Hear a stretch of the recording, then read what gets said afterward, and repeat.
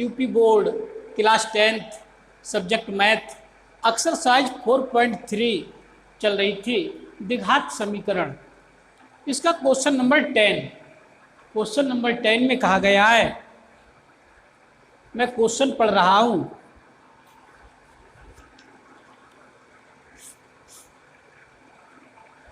मैसूर और बंगलौर के बीच के 132 किलोमीटर यात्रा करने में तो दो स्थान दिए गए हैं। एक स्थान ये है और एक स्थान ये है। ये दो स्थान हैं और ये दो स्थान कौन कौन से हैं? एक तो इसमें मैसूर है, ये यहाँ पर मैसूर बसा हुआ है और यहाँ बेंगलोर बसा हुआ है। बेंगलोर, ये दो स्थान हैं और क्वेश्चन में ये कहा है इनके बीच की दूरी 132 किलोमीटर है। इनके बीच की दूरी यहाँ से यहाँ तक की दूरी 132 किलोमीटर बताई गई है।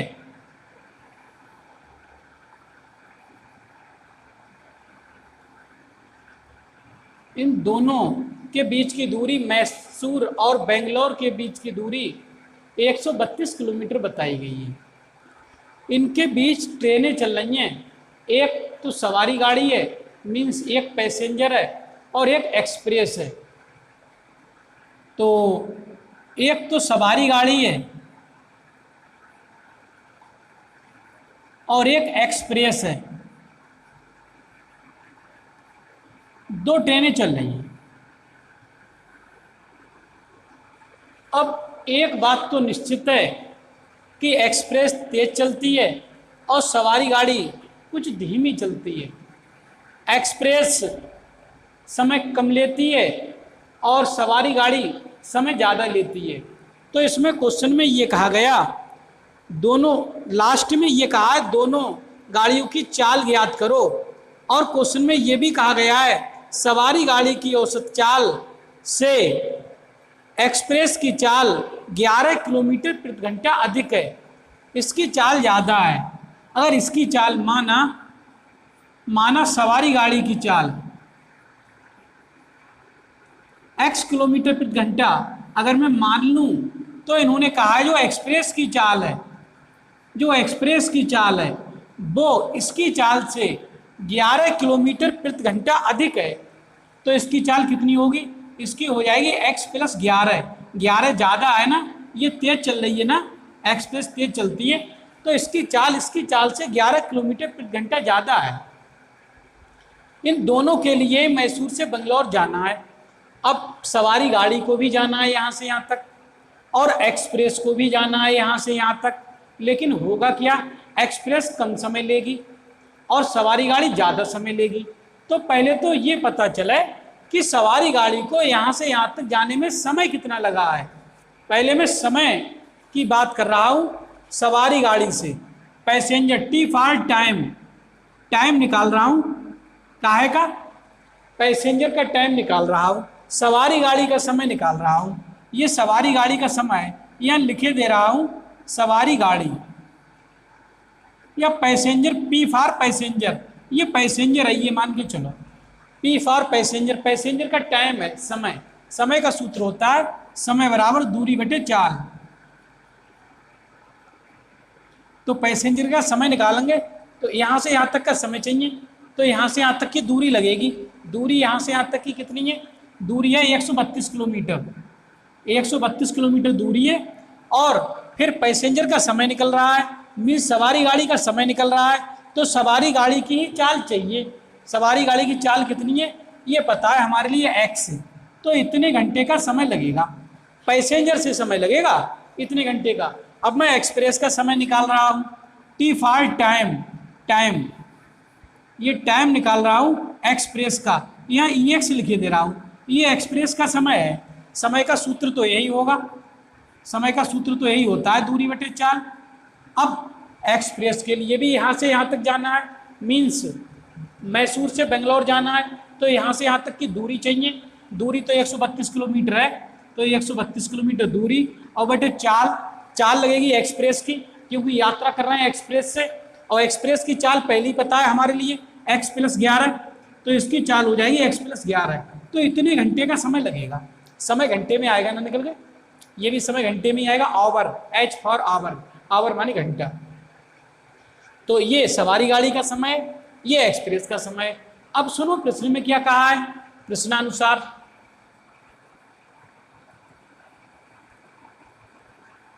प्रश्नानुसार जो टाइम पैसेंजर का है और जो टाइम एक्सप्रेस का है, EX एक्सप्रेस का, तो एक्सप्रेस के लिए 1 घंटा कम लगा है, 1 घंटा कम। ये मैं नहीं कह रहा हूं, ये क्वेश्चन कह रहा है।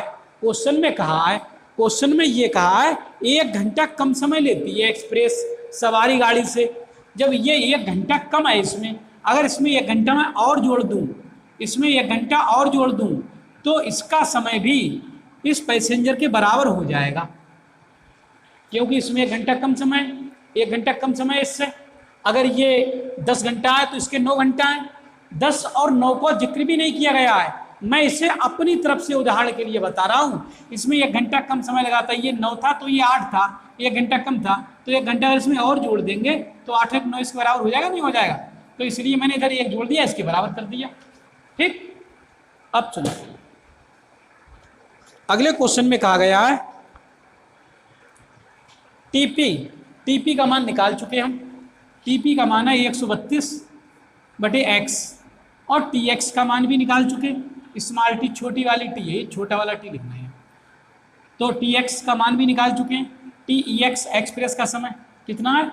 132/x + 11 है, और प्लस का बन तो ये है ही, तो ये इधर ले आए 132/x, इधर ले आए तो माइनस के हो जाएंगे 132/x + 11 बराबर, इधर से बन बचने लगेगा, ये वाला बन, ये बन है, तो इससे 132 कॉमन ले ले रहे हैं।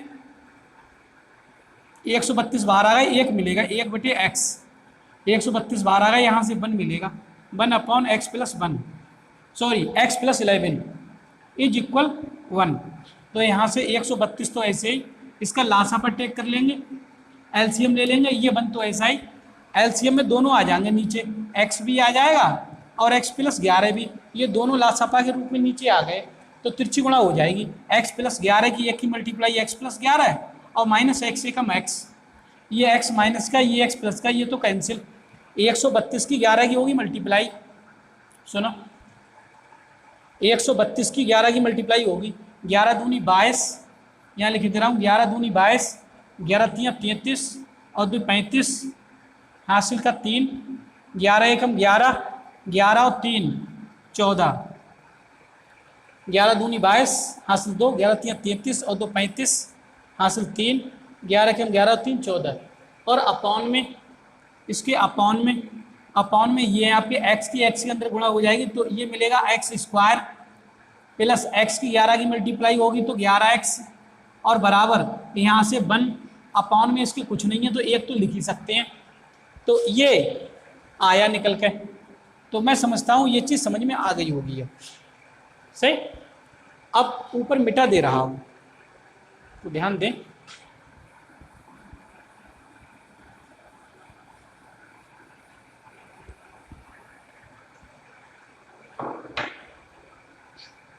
इसकी भी क्रॉस मल्टीप्लाई करा देना है, ये भी भिन्न है और ये भी भिन्न है, तो तिरछी मल्टीप्लाई हो जाएगी, x² + 11x की मल्टीप्लाई 1 में होगी, तो इतने ही मिलेंगे, ये मिलेंगे x² + 11x बराबर, ये 1452 की मल्टीप्लाई 1 में हो जाएगी, तो ये 1452 ही मिलेंगे।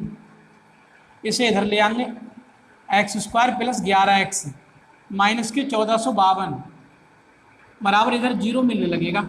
इसके फैक्टर करेंगे, गुणनखंड कैसे करेंगे? ऐसी संख्याएं ढूंढनी है जिनकी गुणा तो 1452 हो और उनका घटाया 11 आए निकल के, तो वो संख्याएं कौन कौन सी होंगी? तो अलग निकाल दे रहा हूँ वो संख्याएं, इसके फैक्टर अलग कर दे रहा हूँ 1452 के। 2 से काट देंगे, 2 सत्ते 14 और 2 दूनी 4, 2 छंग 12 है, फिर 2 से काट देंगे, 2 तियाँ 6, 2 छंग 12 और 2 तियाँ 6। अब 3 से कट जाएंगे, 3 एकम 3, 3 दूनी 6, 3 एकम 3, 11 11 में 121 और 11 एकम 11, तो ये हो जाएंगे 11 दूनी 22 दूनी 44। ये 44 एक संख्या तो ये ले रहे हैं, और एक ये बची, ये 3 और 11 है, 11 3 33 ये बचे, तो 44 और 33 हो जाएंगी वो संख्याएं। 44 की 33 की गुणा करेंगे तो 1452, और 44 में से 33 घटा देंगे तो 11 ही बचेंगे। तो इस 11 को इसी स्टाइल में लिखेंगे, इसी स्टाइल में x² प्लस इसे लिखेंगे 44 माइनस 33, ये भी 11 ही लिखे हुए हैं, 44 में से 33 घटा दिए 11, x माइनस के 1452 बराबर 0। ऐसे फैक्टर आप लोगों ने बहुत करे हैं, ये 9th में भी पढ़े हैं और ये 8th में भी पढ़े हैं, तो ऐसे फैक्टर बहुत पढ़े हैं आपने। तो इसे तो मिटा दे रहा हूँ, ये तो समझाने के लिए ही मैंने आपको ये संख्याएं निकालने के लिए लिखा था। आगे x के अंदर मल्टीप्लाई x² प्लस x की 44 की मल्टीप्लाई हो जाएगी 44x प्लस और माइनस माइनस, x की 33 की मल्टीप्लाई हो जाएगी 33x और माइनस की 1452 बराबर 0। इन दोनों से x कॉमन, तो यहाँ से x प्लस 44 रह जाएगा ये, और यहाँ से माइनस के 33 कॉमन, तो यहाँ से x माइनस बाहर आ गया तो प्लस चिन्ह बदलेगा, 33 से भाग कर देंगे तो 44 बाहर जाएंगे, क्योंकि 33 की 44 से गुणा यही आई थी, इज इक्वल 0। अब x प्लस 44 दोनों से कॉमन, x प्लस 44 दोनों से कॉमन ले लेंगे, तो यहाँ से x माइनस 33 रह जाएंगे, इज इक्वल 0। अब दो ब्रैकेटों की गुणा 0 है, ये 0 तभी तो होती है या तो ये ब्रैकेट शून्य हो जाए, या ये ब्रैकेट शून्य हो जाए, या दोनों ब्रैकेट शून्य हो जाए, तभी तो शून्य हो पाएगी मल्टीप्लाई। तो मैं इसे एक बार x प्लस 44 बराबर 0 लिख रहा हूँ, ध्यान दें।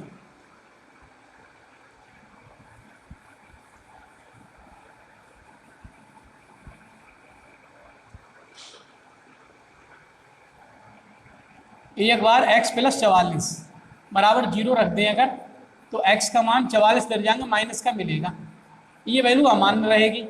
अब अमान्य क्यों रहेगी? अमान्य इसलिए रहेगी, गाड़ी की चाल कभी भी माइनस में नहीं हो सकती, गाड़ी जब भी चलती है तो उसकी चाल पॉजिटिव ही रहती है, धनात्मक ही रहती है, तो इसलिए x का मान माइनस के 44 अमान्य रहेगा। ये अमान्य रहेगा तो एक बार x माइनस 33 बराबर 0, x माइनस 33 बराबर 0, 33 इधर जाएंगे प्लस के हो जाएंगे, ये वैल्यू x की मान्य है, ये मान्य है, ये सही है, तो x का मान हम 33 लेके चलेंगे। आप सुनो, क्वेश्चन में कहा दोनों गाड़ियों की चाल बताओ। अब सबसे पहले मैं सवारी गाड़ी की चाल लिख रहा हूँ आंसर में, अब ये आपका आंसर लिखा जाएगा, यहाँ लिख देंगे अतः सवारी गाड़ी की चाल,